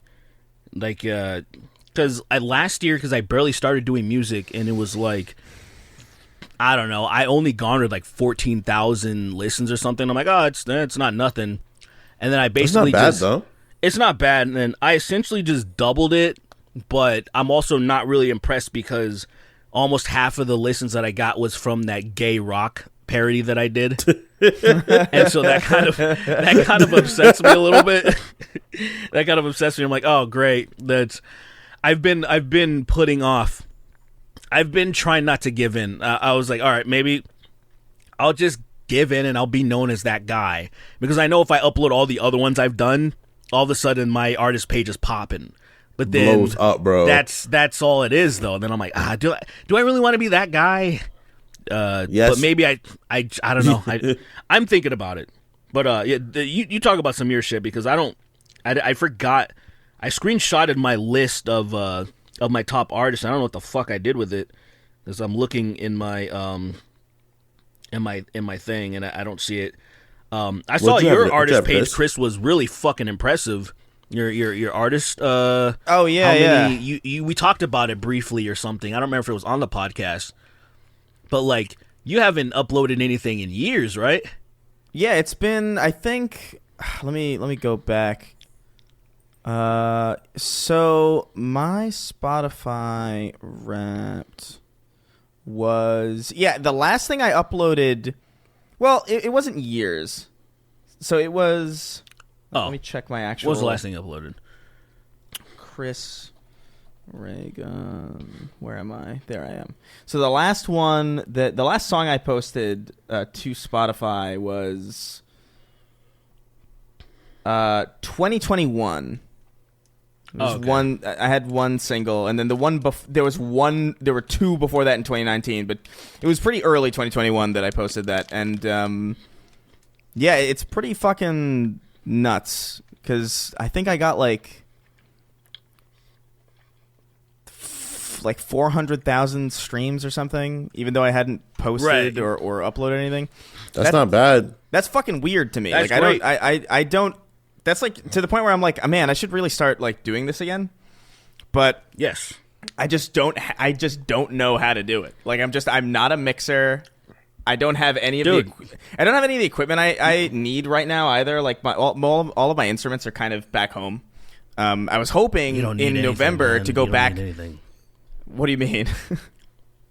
Look I will never tell a professional how I mix my shit because of how behind the scenes I'll tell people that don't know shit because it's just it's embarrassing the lack of programs that I actually use.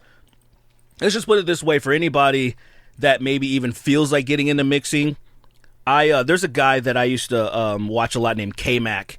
He's this fat Scottish guy that would do a lot of metal memes and shit like that, but for the longest time he would not get off of Audacity. He would just because he started with Audacity and he was like, what I can do is good enough. Basically, long story short, what I do, I mix my drums on Reaper, which is a free program as long as you keep evaluating it for the end of time. I will buy it eventually just because of if my music starts becoming profitable, I will buy it because I appreciate Reaper. And then everything else, literally everything else, you put plugins on Audacity. And I know how supremely limited that is, but for what I'm doing for now, it works. And So you mix in Audacity? I mix on Audacity. That's pretty fucking insane because it sounds way better than I would assume Audacity to sound. Specifically that thing. I don't know Audacity's. Specifically the thing you I did don't know its limits, but it sounds good. It does sound good to me. Specifically the thing you did recently with Kaylee, that Body Shop song. Like that sounds really fucking Unholy, good. Sam Smith's Unholy. Yeah. Mm-hmm. Thanks, man. Yeah, it sounds really fucking good. I would not have guessed that that's like fucking Audacity at all. Yeah, it's all about and I'm using all free plugins. So there's a few YouTubers that top free plugins. There's a guy named Glenn from Spectre Sound Studios that I watch some of his videos, and I got some plugins from him like a bass bot and some guitar tones that I use. But this is one that I'm embarrassed to even talk about because people shit on the Line 6 Spider series so much if you're a guitarist, and they basically have this Mark II thing from the Spider 5 that allows you to customize your tones. And really, the one secret that everybody kind of fucks with, and especially when it comes to like even headphones, if you can fuck with EQ, buying really expensive headphones is almost useless. Because what it does, it's almost like buying a really expensive mic, is that it's set to a way that like maybe the average person wouldn't be able to set how to figure out and get this specific tone. So same thing with guitar tones. If you're good at setting a guitar tones yourself, you're really good at fucking with EQ and bass and mids and all that stuff. You can make things that will mimic something that's really expensive. So I mix my own tones and then I just do enough editing. I'm getting way better at it now. Because if you listen to some of my old shit, that would probably, it sounds like ass compared to now. Like I'll never forget this. I'll never forget this, and I'm glad that I love Jonathan Young, where I released my second cover, and all he said was, "Oh, I really like the music video," and which told me this sounds like shit. But in a very nice way, he was giving me a compliment on something you can compliment, but no compliments on the music, because when I go back and listen to it, I'm like, yeah, I understand why he can't compliment the music, because objectively, it's just mixed horribly. And that's so fucking funny. But I like it. I like that he didn't lie to me or something. Oh, this sounds good, bro. And like it didn't sound good. And I tried my best when I did a cover with him, which is funny. That one sounded better just because I needed to try to do my absolute best to not embarrass him, to be like, oh, I'm embarrassed to be on this track. But when I'm on my own, I just try to throw something out. But anyway, long story short, what I was saying to you, Chris, that if you want to even start the way that I start, I can just give you some things that I use that are just like, oh, here's some free shit. You can start on here, and then if you're actually getting comfortable, then you can just skyrocket to like everything that Jonathan would just tell you to get. I think he's used. What does he use? Logic or something? Yeah, I think he uses like Logic, and he's like, I tried ages ago to use Logic, but Logic is too strong for my lap. Like my laptop won't let me download it. Like Jesus Christ. My laptop will be like, you can't run your this. Modern one. Your modern laptop. Well, so Logic is a Mac. I'm pretty sure. Or is it Pro Tools? One of them, whichever one of Pro Tools one of is them, specifically for Mac. Okay, so it was Pro Tools that I was thinking of. So I wanted to use Pro Tools because that was one that I had heard a lot about, and it's like, this is like the one, and it's like, okay, it was That's that or standard, Logic. yeah. And I can't remember why I didn't go for Logic. I think I might have just like, I don't remember. There was some reason, but like Pro I tried Tools Pro is Tools. the standard, so I tried Pro Tools, and then like when I went to go download it on my Mac, it was like, you can't do this. like, no, you can't do this. And I'm like, why? Like it's music software. Like, I can edit a video on my laptop. I can render it in 4K. What the fuck is It's not the same. Get out of here. What is? I guess so. I guess is the weird. process. My assumption is, I guess, because so much of a computer is visual. There's a lot of strength or a lot of care put into the visuals of a computer. Like, it's something that you can easily sell people. It's like, okay, 4K, retinal display, 150 hertz. As opposed to sound, which is like usually kind of supplemented by other people's headphones. It's usually like sound components for computers, I guess, are generally weaker than their video components because it's so much less of an important thing for people when they're buying computers. So I guess, just generally speaking, the components that allow computers to process really complicated sound and render complicated sound are just not as up to snuff as a lot of the stuff that is used to render video, which is my assumption. That makes sense. Because I have used like some of these. I have used some of these like bigger tools, these like bigger mixing softwares, and they have chugged my computer in a way that Premiere never has, in a way that video games haven't. And I'm just like, what the fuck? That's so crazy. Speaking of Premiere, bro, I just recently got into learning how to use Premiere. First of all, insanely versatile editing software, like wild. Like, it fucking better be. For what the you pay sky's for the limit. Okay, you're paying for it, of course. Yeah. So the sky's the limit for me because I'm learning. I'm learning how to mirror, learning how to put effects, fuck with Opacity, having like really in-depth places to edit, like having the ability to like have one little panel up here, go up to the side, cut that from right there, place it onto the wheel. Like, this is a lot of shit I can do, but it's so fucking like, even my computer's not bad, but I set it up and it takes like a minute for it to turn on. I gotta press it, then it's like, all right, wait a little bit. My computer's not even making noise. It's not chugging. It's just like, give me a sec. There's a lot of shit I gotta bring up. 1 second. Yeah. And then it comes up. But people keep telling me it was way better laid out than it is now. Yeah, it's worse now than it used to be. It's frustrating. I don't know why they do this. It's just very. I don't either. they keep fucking shit where it's like, oh, this is perfect, and then they're thinking, let's not make it perfect. I really do like in the place where you import everything, where you put out all your tools, how you can have the files separate, so you can just like have a file, click it, and it opens up in like the list view, and you can just see whatever image you're gonna use or gonna put in there. You can put it in there, or whatever music you're gonna use. Like, I think the importing area, the little box on the lower left hand side, is super cool. I love the fact that it's like that. Yeah, it's a good. Yeah. I really like Premiere. I just hate what they do with it, because specifically 2016, 2017, Premiere was perfect. Like it was so fast. It did everything I needed to do. It didn't do all this weird shit. Things were reasonably laid out. There wasn't as big of a focus on just having these like multiple kind of shortcuts. Everything was like in front of you, and it was like, this is sick. I love this. And then they just started doing weird. So far, so many shortcuts. They're just doing weird shit now. Where like, I remember the first time I tried to export a video, and then it was like, all right, opening up Adobe Media Encoder, and it's like, what? No, just export my. What are you doing? Like, I don't need special encoding. I'm not. Why would this be the default? Just nonsense. I'm not the feds. Yeah, I don't know. But there's a lot of shit that comes with it. Some way to keep you like from pirating or something. I'm assuming. Can I tell you something? I would pay them to stop updating it. I would sincerely. I would be like, I will pay you to not touch my software at all. I'll pay you more. Okay, for real. What makes it weird for me about Adobe is the idea of that there's like the tools. There are the so in the middle of the screen, the lower part of the screen, there are the available tools: the text, there's razor to cut, the a few other ones I don't know. Then there's the pinpointed one, like the one that's like a location.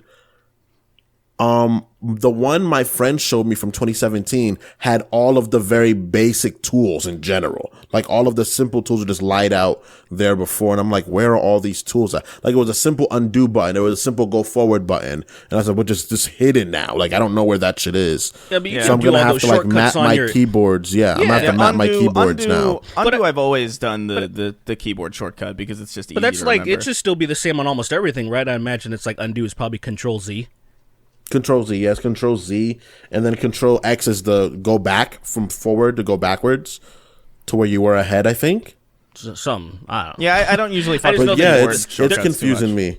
I don't know. You'll get a hang of it. I just know some standard ones, yeah. Yeah, but I'm getting it, and it's fun, and I'm gonna be able to create cool shit. But it's just like it's like a class, pretty much. Yeah, it's tricky if you've not done it your whole life. I've been editing since I was like 8, so I just kind of have an understanding. I'll get it when I get it. The trickiest one is After Effects. After Effects still fucks me up. Like After Effects is wild. I remember Photoshop is amazing though. Photoshop's great.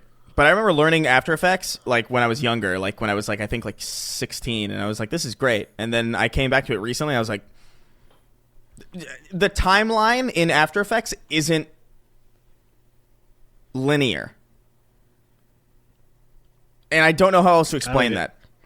Yeah, I'm just what? Like people who know After Effects will understand what I'm saying, but like time doesn't work the same way on the timeline in After Effects. And I was just like, the second I saw that, the second I saw that, I was like, all right, I'll leave this. I'll pay people to do this. Exactly. But anyway, but yeah, no, I think I mean, I definitely want to start doing music again because apparently. Like every year, even when I don't post anything on Spotify, like my stats are high, and I feel like I should be doing more with it than I am. I'm gonna call you out, nigga. I mean, I think so far, I've contacted you for 2 things, and then your bitch ass just fell off the face of the earth. You're right. I'm like, all right, I'm just gonna have to do it without this nigga. So first of all, you are right. I'm gonna conjure up some other ideas and see. Well, we're gonna be doing we'll be doing that. That is true. So you guys, just so everybody watching knows, we are after this. We are going to record a Patreon exclusive episode of us. We're gonna be writing this stupid fucking radioactive gay song. What the fuck? And it'll be like a live kind of creative look into the or a live look into the creative process of something this stupid. So feel free to join us over at patreon.com/snarktank. I think that's a good place to end it, by the way. So thanks again for your guys' support. Remember, bonus episodes over every single week at patreon.com/snarktank. And we've got our special patrons that we would like to thank. Count me down. 3, 2, 1. I wasn't ready. It's your boy Shawnee D, Anthony Corzo, Matt Walsh is a hero of our time. Sweet baby gang for life. The flamboyant arrival of White Tea. Oh my God, a second lion hit the Pentagon. Cum Man, the man of cum. That wasn't Yee in the black hood. It was White Sweeney, angry after getting fired from Fox. Indy Butterknife, Rudolph the red-rumped gay queer. Rudolph with your ass so tight, won't you ride this dick tonight? Andrew Tate's Tasty Taint, now back on Twitter. After the success of Magic the Gathering's 30th anniversary packs, Wizards of the Coast has released limited edition Tiamat fleshlights. Tiamat, that's the five-headed dragon. Oh, whatever. Fun for the whole party. 3XO and the occasional TikTok live stream of profoundly disabled toddlers in third world countries. Sweeney, quickly, there's a Twitter account called Sweeney's Guide. Go there and scan the code to see a video, not a scam. Common, slammin', strokin', chuggin'. That's a great Daft Punk. That's the Daft Punk gay song. Emoticons going like this. Stormboys for life. Stormboy's life and what he like. I have no urethra and need. What the fuck? I have no urethra. Need to make one with this sharpened crayon. If you think God stays in heaven because he too lives in fear of what he's created here on earth, call her Little Caesars the way her pussy hot and ready. Drip MH. The Lord of Drip. Nancy Pelosi killing a Palestinian with her massive tits. Obi won't you blow me. Never mind, Sweeney. I realize you have swamp ass. I'm coming for Chris's butt instead. XOXO Big Papa Shaq. Kremlin to Gremlin. Binkus Stinkus. Lee Harvey Lyon waiting for Joe Biden to get into a convertible. That name makes me so upset every time I read it. Mitch McConnell's Tortoiseshell. Alsta Wall. Avi, welcome to Andrew Tate's Kidnapped Women and Little Dick Emporium. Fragile Masculinity sold separately. Lily and JoJo are on the podcast, but it gets cut short because Lily's racist to Lithuanians. Wage Slave, God. 583. I like it. Learning English through YouTube. I feel gay, fuck you. The Papini Brothers Emporium Christmas Special, 2 uncles for 1 bullet. Hey guys, I just got a new dog. Can everyone say hello to Zuma for me? This man is dead, and his dog killed him.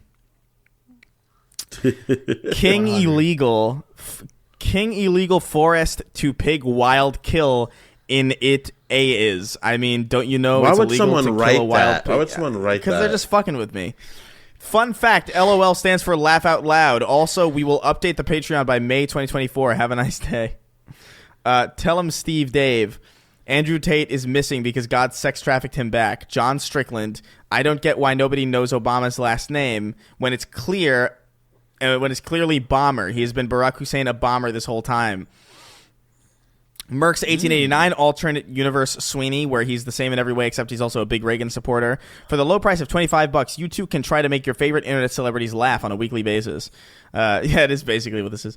The First Church of Keith David. You can't tell me not to nut. Hey Chris. Okay, wait.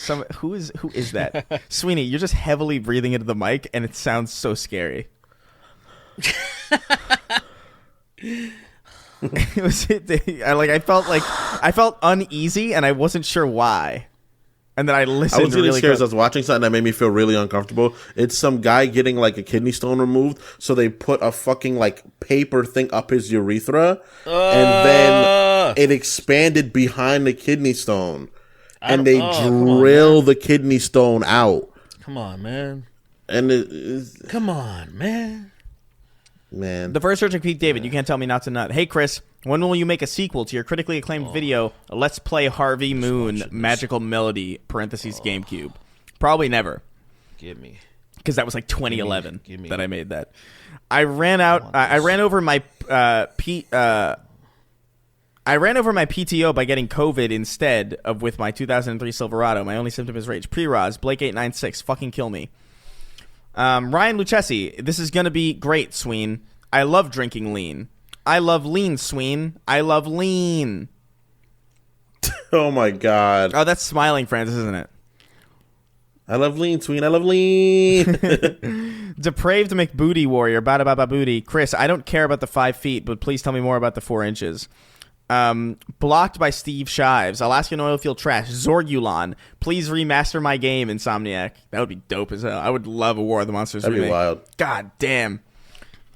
Sue Hulk. Danny DeVito is a stealth transman. The Goutlaw. Speedy Domzales, wielder of the Maria Slayer 9000. Lobotomized Jesus, much like Jeffrey Epstein, loves all the little children. Milo turning Kanye gay to destroy the Republican Party.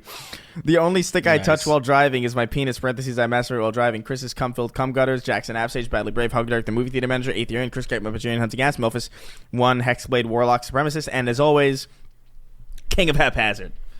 At the end of our list. Let's that'll be it. We're off to record an extra one now. So get fucked and go away.